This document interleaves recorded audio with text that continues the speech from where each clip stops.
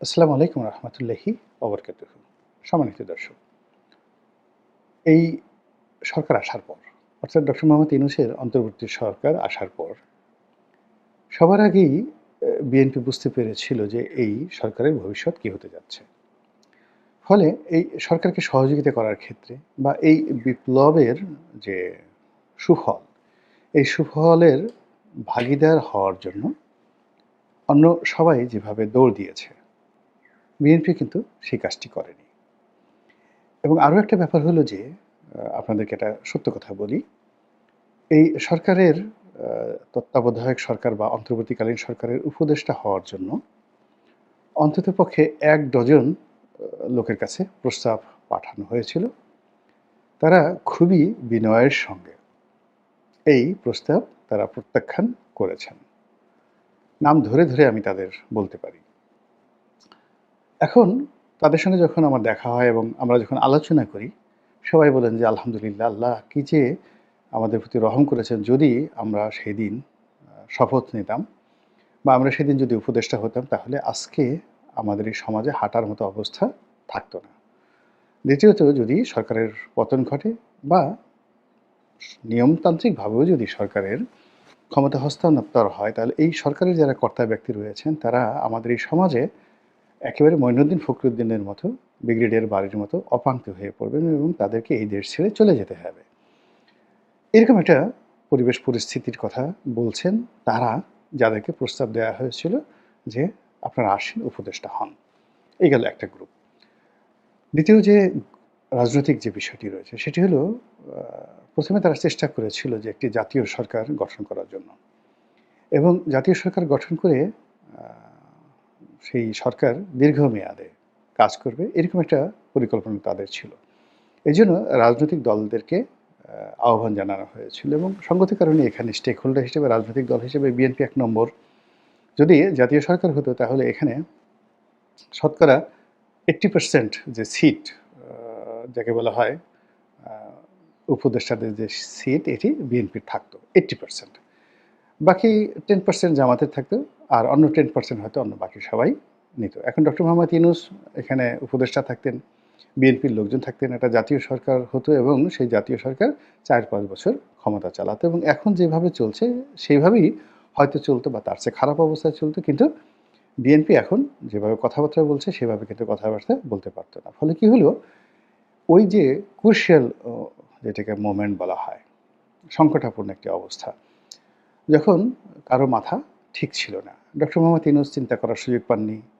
জনাব যাকে বলা হয় আসিফ নজরুল চিন্তা করার সুযোগ পায়নি। তিনি তো ভয় পেয়ে গেছেন। তাকে যখন ক্যান্টনমেন্ট থেকে ডাকা হলো, তার স্ত্রী নাকি বলেছেন যে, "তুমি এখানে যেও না, আ যেকোনো জিনিস হতে পারে।"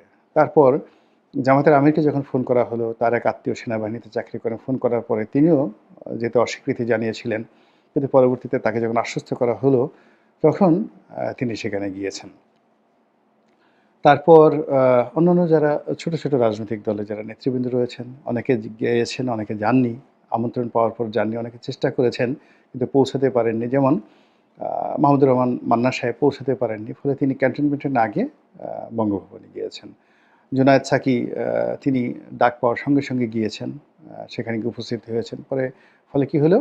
জুনায়েদ সাকিকে নিয়েও কিন্তু এখন অনেকে বলার চেষ্টা করছেন যে তিনি এই যে মাস্টার মাইন্ড, যাদেরকে বলা হয় সেই মাস্টার মাইন্ডদের মধ্যে তিনি অন্যতম।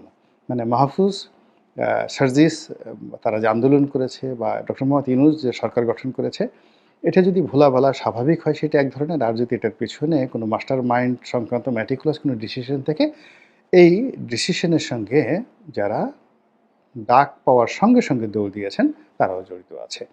এখন তারা ডাক পাওয়ার সঙ্গে, সঙ্গে জড়িত নেই, মানে গেছেন এবং তারা যে মাস্টার মাইন্ডের সাথে জড়িত না, এটি আবার বোঝানোর জন্য কিন্তু ইতিমধ্যে অনেকে জামাতের আমির বিবৃতি দিয়েছেন এবং একাধিকবার তিনি বলেছেন যে একটা পরিবেশ পরিস্থিতির কারণে তিনি সেখানে গিয়েছেন। আর ডক্টর মোহাম্মদ ইউনূস, তিনি যে একেবারে সরল সোজা কই মাছটি ভাজা খাওয়া তো দূরের কথা, একটা মানে কাঁটাবিহীন টুনা মাছের টুকরাও তিনি যে উল্টে খেতে জানেন না।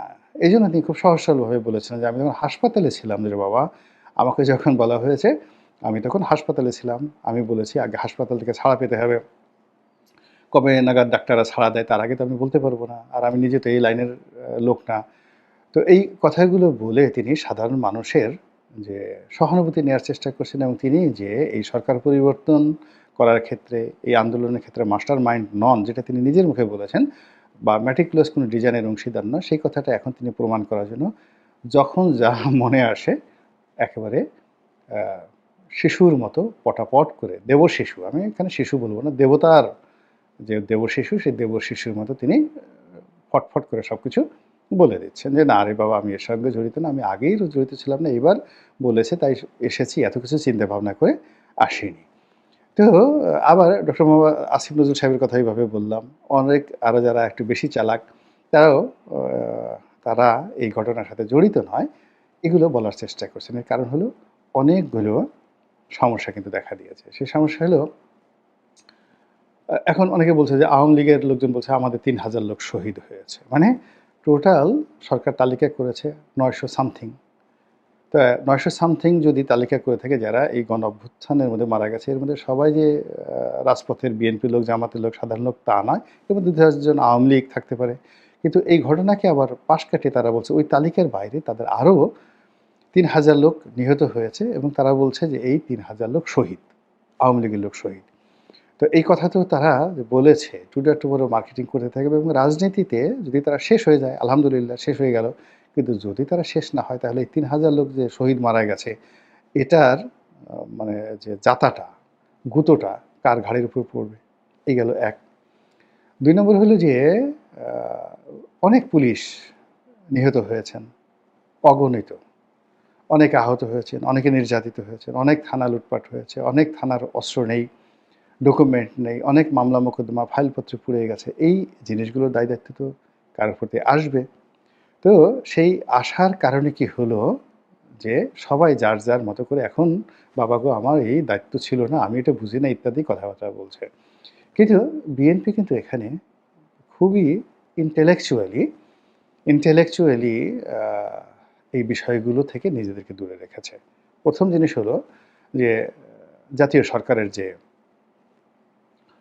আ প্রস্তাব ছিল, এটি সর্বপ্রথম বিএনপি অস্বীকার করেছে, আমরা এই জাতীয় সরকারে অংশগ্রহণ করব না। এর কারণ হলো তারা বুঝতে পেরেছিল জাতীয় সরকার মানেই এই সরকারটি একটি দীর্ঘমেয়াদে কাজ করবে এবং বিএনপিকে এখানে একটা ট্রাফে ফেলে দেওয়া হচ্ছে, নাম্বার 1। নাম্বার 2 হলো বিএনপি আ এটার এই আন্দোলনের meticulous ডিজাইনার বা এই আন্দোলনের মাস্টারমাইন্ড, এইগুলো এখন পর্যন্ত বিএনপির কোনো ম্যাচিউরড দায়িত্ববান লোক কেউ বলেননি। এমনকি তারেক রহমান সাহেবও কিন্তু বলেননি যে আ আমি এই আন্দোলনের মাস্টারমাইন্ড।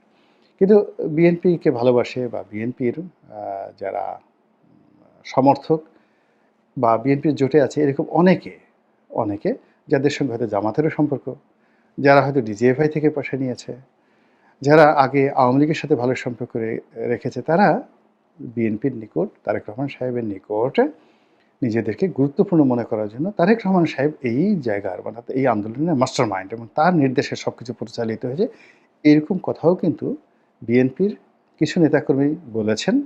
আর বিএনপির বাইরে বিএনপিকে সমর্থনকারী কিছু নেতাকর্মী বলেছেন।